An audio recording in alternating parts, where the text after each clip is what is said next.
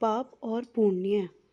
गांव के बीच शिव मंदिर में एक सन्यासी रहा करते थे। मंदिर के ठीक सामने ही एक वैश्य का मकान था। वैश्य के यहाँ रात दिन लोग आते जाते रहते थे।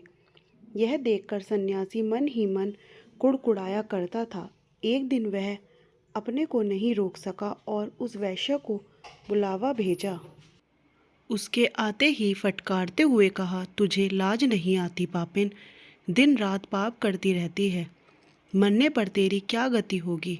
सन्यासी की बात सुनकर वैश्या को बड़ा दुख हुआ। वह मन ही मन पश्चाताप करती, भगवान शिव से प्रार्थना करती, अपने पाप कर्मों के लिए क्षमा याचना करती।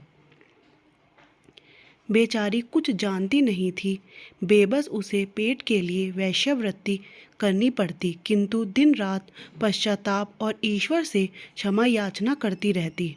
उस सन्यासी ने यह हिसाब लगाने के लिए कि उसके यहाँ कितने लोग आते हैं, एक एक पत्थर गिनकर रखने शुरू कर दिए।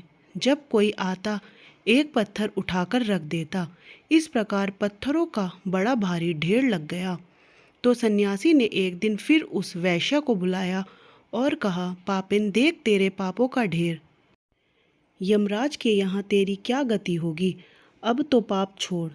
पत्थरों का ढेर देखकर अब तो वैश्या काँप गई और भगवान शिव से क्षमा मांगते हुए रोने लगी।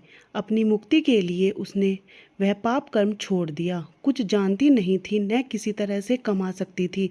कुछ दिनों में भूखी रहते हुए, कष्ट झेलते हुए वह मर गई। उधर वह सन्यासी भी उसी समय मरा। यमदूत उस सन्यासी को लेने आए और वैश्य को विष्णु दूत। तब सन्यासी ने बिगड़कर कहा, तुम कैसे भूलते हो? जानते नहीं हो मुझे विष्णु दूत लेने आए हैं और इस पापिन को यमदूत? मैंने कितनी तपस्या की है, भजन किया है, जानते नहीं हो? यमदूत बोले, हम भूलते नहीं सही हैं, वह वैश्य पापिन नहीं है, पापी तुम हो। उसने तो अपने पाप का बोध होते ही पश्चाताप करके सच्चे हृदय से भगवान से क्षमा याचना करके अपने पाप धो डाले।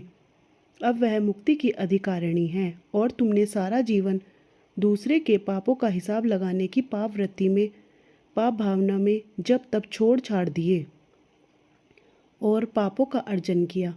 भगवान के यहाँ मनुष्य की भावना के अनुसार न्याय होता है, बाहरी दिखावे या दूसरे को उपदेश देने से नहीं। पर निंदा, छिद्रान्वेषण, दूसरों के पापों को देखना, उनका हिसाब करना, दोष दृष्टि रखना, अपने मन को मलिन बनाना ही तो है।